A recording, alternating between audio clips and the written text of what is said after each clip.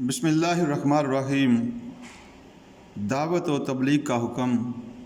انبیاء علیہ السلام کے لیے دعوت و تبلیغ کا حکم۔ دعوت و تبلیغ تمام انبیاء علیہ السلام کے مقدس نفوس کے لیے فرض عین ہے، کیونکہ ان کی بعثت کا بنیادی مقصد بھی یہی ہے۔ اس کے بغیر ان کی رسالت اور پیغام کی تکمیل ناممکن ہے۔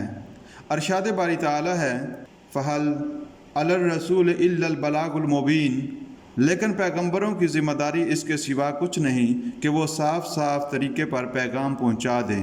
خود محمد صلی اللہ علیہ وآلہ وسلم پر بھی آخری نبی ہونے کی وجہ سے زیادہ مؤکد انداز میں تبلیغ کی فرضیت عائد کرتے ہوئے اللہ تعالیٰ کا فرمان ہے، اے رسول، جو کچھ تمہارے رب کی طرف سے تم پر نازل کیا گیا ہے اس کی تبلیغ کرو، اور اگر ایسا نہیں کرو گے تو اس کا مطلب یہ ہوگا کہ تم نے اللہ کا پیغام نہیں پہنچایا، اور اللہ تمہیں لوگوں کی سازشوں سے بچائے گا۔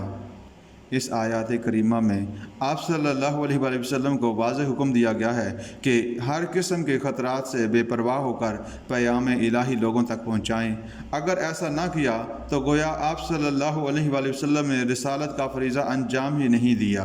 دوسری آیات کریمہ میں ارشاد باری تعالی ہے، قرآن مجید میں اللہ تعالیٰ کا فرمان ہے، یعنی آپ صلی اللہ علیہ وآلہ وسلم کو جو حکم دیا گیا ہے اسے کھول کر کہہ دیں۔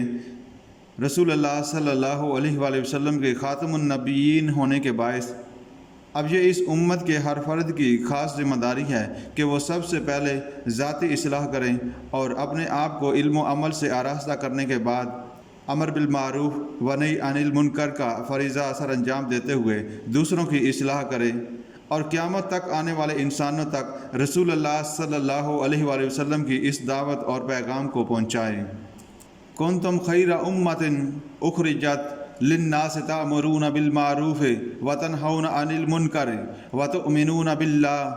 مسلمانوں، تم وہ بہترین امت ہو جو لوگوں کے فائدے کے لیے وجود میں لائی گئی ہے۔ تم نیکی کی تلقین کرتے ہو، برائی سے روکتے ہو اور اللہ پر ایمان رکھتے ہو۔ رسول اللہ صلی اللہ علیہ وآلہ وسلم نے بھی اپنی حدیث مبارکہ میں اس فریضہ کے انجام دہی پر بڑی تاکید فرمائی ہے، جن میں حضرت ابو سعید خدروی رضی اللہ تعالی عنہ فرماتے ہیں، میں نے نبی کریم صلی اللہ علیہ وآلہ وسلم کی زبان مبارک سے یہ الفاظ سنے، جو شخص تم میں سے کوئی بات شریعت کے خلاف دیکھے تو وہ ہاتھ سے اس کو روک دے۔ اگر وہ ہاتھ سے روکنے کی طاقت نہ رکھتا ہو تو زبان سے ہی کہہ دے، اور اگر زبان سے روکنے کی طاقت بھی نہ رکھتا ہو تو کم از کم دل ہی میں سے برا جانے، اور یہ کمزور ترین ایمان ہے۔ کسی برائی کو محض دل سے برا جاننا ایمان کا آخری درجہ ہے، اور ظاہر ہے کہ اگر یہ درجہ بھی کسی کو حاصل نہ ہو سکے تو پھر ایمان باقی نہ رہا۔ حضرت خدیجہ رضی اللہ تعالی عنہا سے روایت ہے کہ رسول اللہ صلی اللہ علیہ وآلہ وسلم نے فرمایا، قسم ہے اس ذات کی جس کے قبضہ قدرت میں میری جان ہے، تم ضرور نیکی کا کام کرتے رہو گے اور برائی سے روکتے رہو گے۔ اگر ایسا نہیں کرو گے تو منتظر رہو کہ اللہ تعالیٰ تم پر عذاب مسلط کر دے، پھر تم دعائیں کرتے رہو گے مگر اللہ تعالیٰ قبول نہیں کرے گا۔ گویا امر بالمعروف اور نہی عن المنکر سے غفلت اختیار کرنے پر اللہ تعالیٰ کی طرف سے سزا کے مستحق ٹھہرو گے۔